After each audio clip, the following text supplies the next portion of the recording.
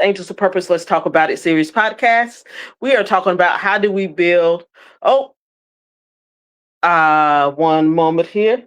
We are not talking about how we build a transformative church. We did that earlier today. So let's go ahead. I should say in our first episode for on that this morning. So just give me one moment here. All right. And we will get right into it. Remember to like, share, comment, and subscribe. And if you are on YouTube, to go ahead and hit that notification bell button so you'll know when new things come out, which comes out about 2 to 3 times a day. All right, so here we go. Let's do a deep dive study on the phenomenal status seeking without service. All right, so status seeking without service. Scripture identifies a consistent pattern across both the regular Bible and the Ethiopian Bible. People who pursue proximity to power and visibility before leadership while contributing nothing to the actual labor of the community. This runs deeper than simple laziness. It represents a theological corruption, the replacement of quorum deo, living before the face of God, with quorum hominibus, living for the approval for men. Now, the biblical foundation.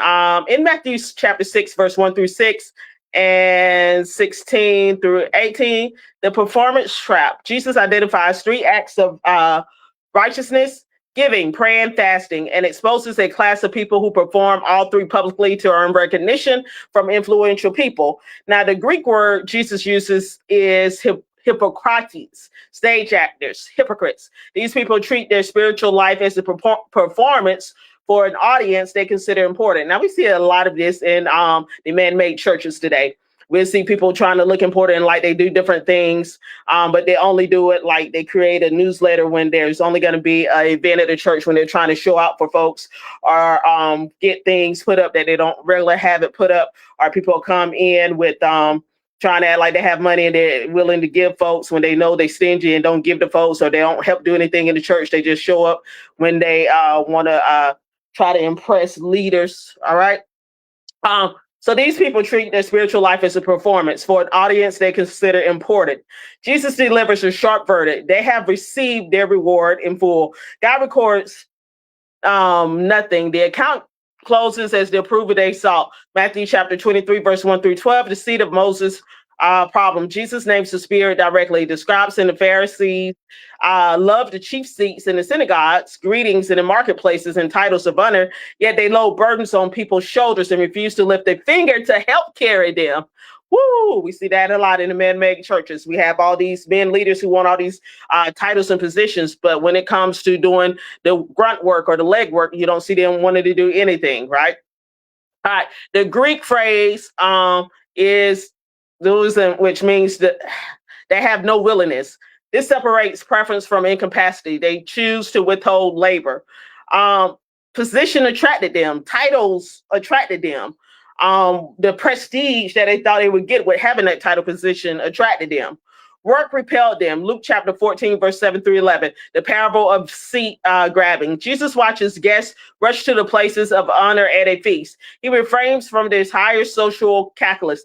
The person who exalts himself experiences public humiliation when someone more distinguished arrives. Now, the person who takes the lowest place receives public honor when the host elevates them. This teaching operates as a theological principle. God's economy runs inverse to human status economies. Mark chapter 10, verse 35 through 45.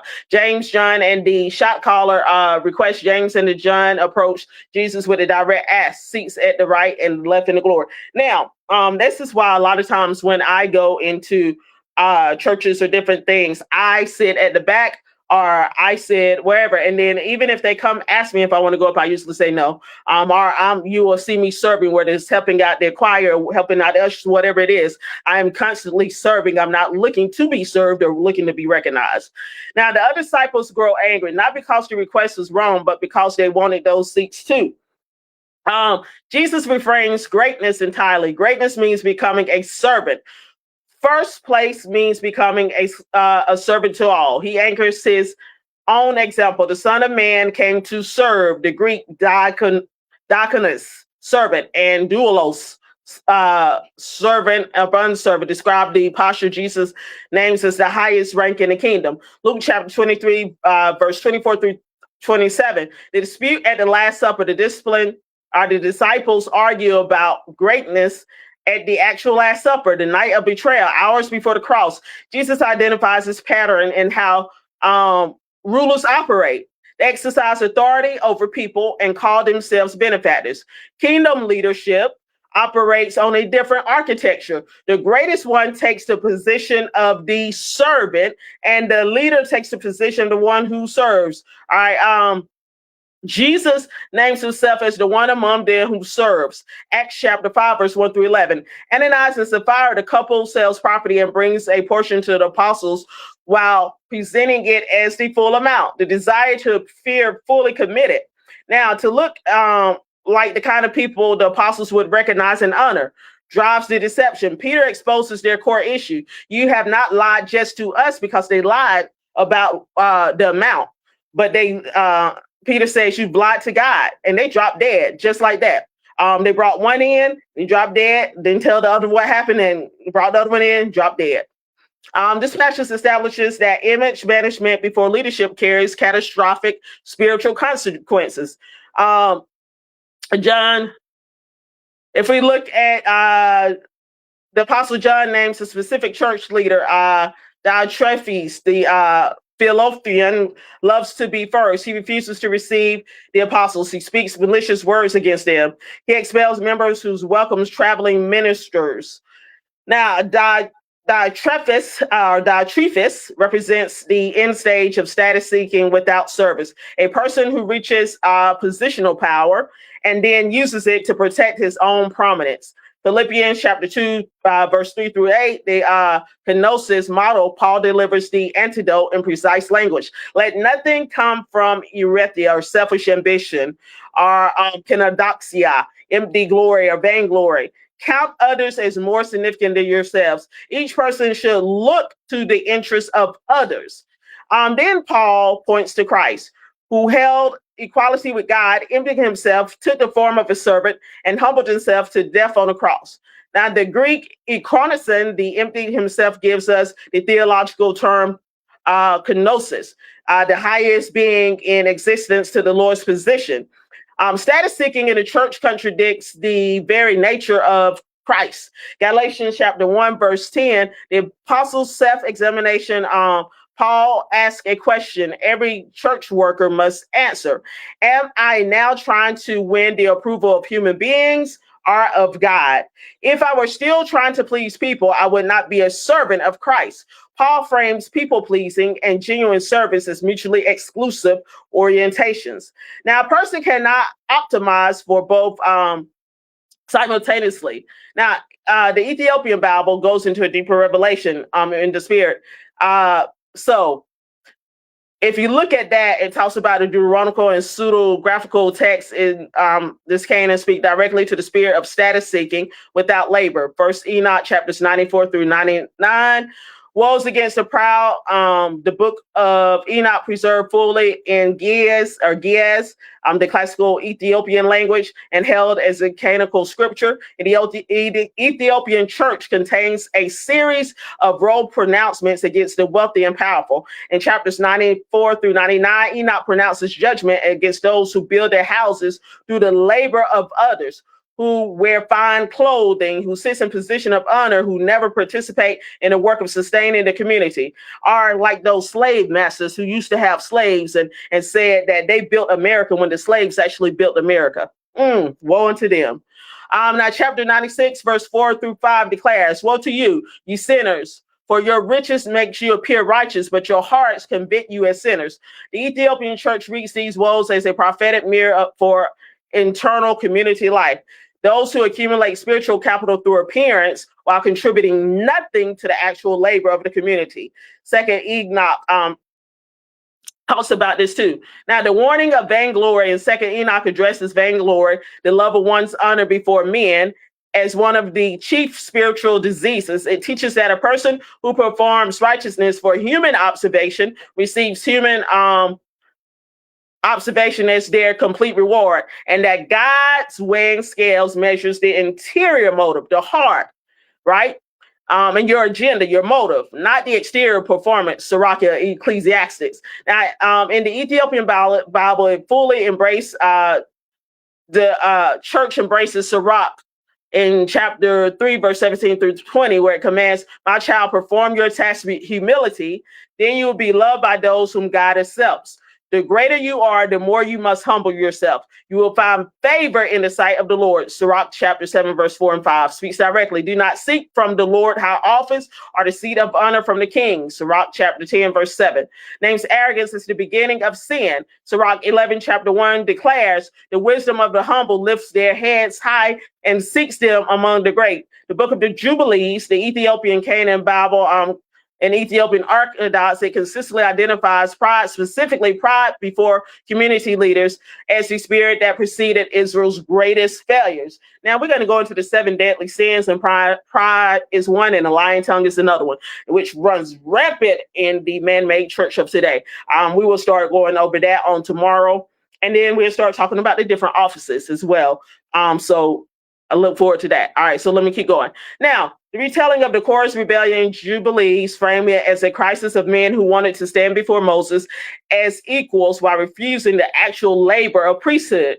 Their desire centered on proximity to Moses, wanted to be recognized or wanted to be known close to Moses, but not devotion to God.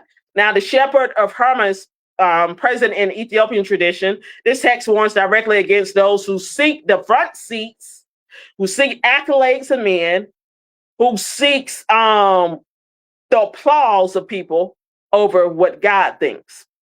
Now, it identifies double-mindedness as the spiritual condition of people who want both God's blessing and human recognition, and teaches that double-mindedness makes a person unstable in every endeavor.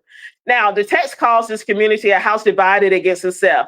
Now, the Diskalia aus Pastorum, the Ethiopian Church Foundation text, the Diskalia, a foundational text in Ethiopian church governance, addresses church hierarchy and honor directly. It warns bishops against people who seek seats near them and greet them with excessive honor, identifying these individuals as people who perform visible acts of piety to secure the bishop's favor, then contribute nothing to the actual life of the congregation. Now, I know a lot of people like that in the man-made churches. Now, it instructs leaders to assign such people to the back of the assembly and to give the honored seats to the poor, the laboring widow, and the servant of the congregation. Now, the theological root, 3 interlocking sins.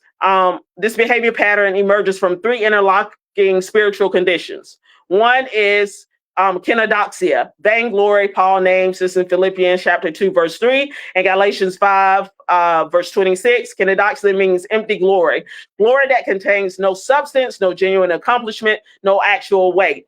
The person chasing kenodoxia seeks the appearance of significance, and kenodoxia means vainglory, okay, among people they perceive as powerful. Woo, woo. I see that a lot, especially those who have certain titles. You'll never see them working in the church, but somebody who they think is powerful show up, they want to act like that they're giving. They want to act like they turn into a different person, right? All right, so philodoxia, let's see. I'm sorry. Anthropareskia, the Greek word, Latin term, people-pleasing, Colossians chapter 3, verse 22 and 23, that's the second one. And Ephesians chapter 6, verse 6, contrasts, this is people-pleasers. That's what that term means. With those seeking the Lord, which is the dolantes, those who seek the Lord. People-pleasers calibrate their entire spiritual performance to impress the humans they identify as gatekeepers. They work for a human audience. Genuine servants work for a divine audience. Now, I've seen people who have both, who are seeking vainglory and seeking the people please those who they thought were the big dogs. So now the third one is philodoxia, love of glory. This is the farther sin beneath the other two. A person who loves glory positions themselves where glory appears available. The church becomes the stage, so they just put it on a performance, right? Now, worship services become networking events. Ministry opportunities become opportunities for visibility before shot callers. The grunt work, the hospital visits, the chair stacking, the new members nobody talks about holds no appeal because it carries no glory before these type of people. Now, the solution for the church, let's go. We have to restructure visibility. Leaders must make the unseen work visible. So all of those who are doing the grunt work and doing the stuff that nobody else wants to do, that needs to be recognized. Name the person who sets up at 5 a.m., 6 a.m., 7 a.m. Celebrate the van driver. Honor the quiet intercessors who pray every Saturday or whenever intercessory prayer happens. When the church consistently elevates servant workers, it recalibrates the culture's definition of status. People seeking recognition will redirect toward the work that earns it.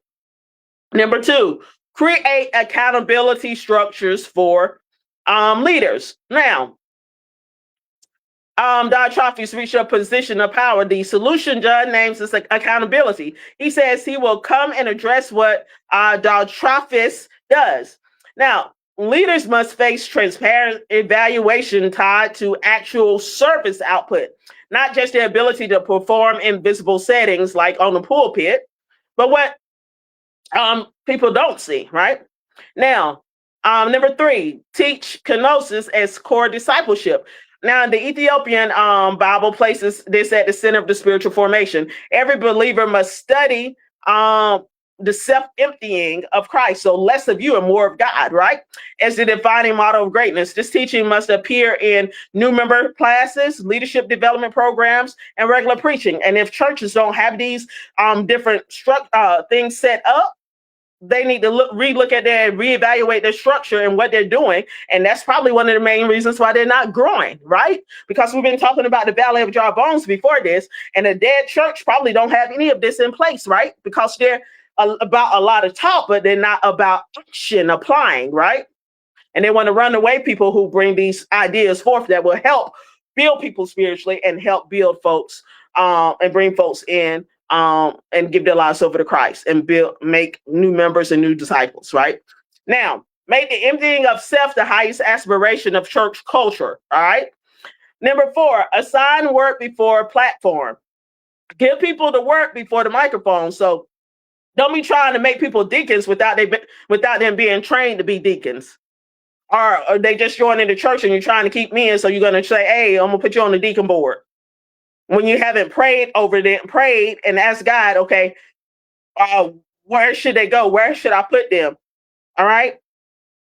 Or you put people on the pulpit that you know nothing about, and you hadn't prayed to God and asked God for something, but just because they're a man, you put them on the pulpit, right? All right. Give people the back row before the front row. Give people the Thursday night prayer meeting before the Sunday morning stage. The church must require demonstrated service as a prerequisite to visible platform. Now, number 5, address it from the pulpit without apology. Jesus named it directly. Paul named it directly. John named Diotrephes by name. The church must preach this truth clearly, repeatedly, and with pastoral love, naming the spirit, not the individuals, and consistently pointing toward Christ's model as the standard. So, if there was a message or a topic for today, it would be first seat, empty hands, the sin of seeking the spotlight while dodging the sacrifice. Or, okay, let's get into it. Picture this. Sunday morning, the sanctuary fills up. The worship team is already in place. Ushers greet people at the door. The intercessors have been in the prayer room since 6 a.m. The kitchen crew fed the homeless before sunup. The tech team tested the sound twice. Someone mopped those floors Saturday night. And then right before service started, a well-dressed man walks through the door. He scans the room. He doesn't look at the prayer room. He doesn't look for the kitchen. He doesn't look for the usher captain. He looks for the pastor. He finds the pastor and get ushered up to the pulpit because how he looks on the outside. But don't we know God looks at the heart and the motives and the agendas of people, and that's what we should do? We need to make sure people build a culture of service before they get a platform, a culture of service before the platform. And then we need to teach humility, and we need to have a structure of everything lined up. So we can cancel out the culture of status seeking without service. So it can be only about serving before and no status seeking. The word of God for the people of God. Have a blessed and prosperous day.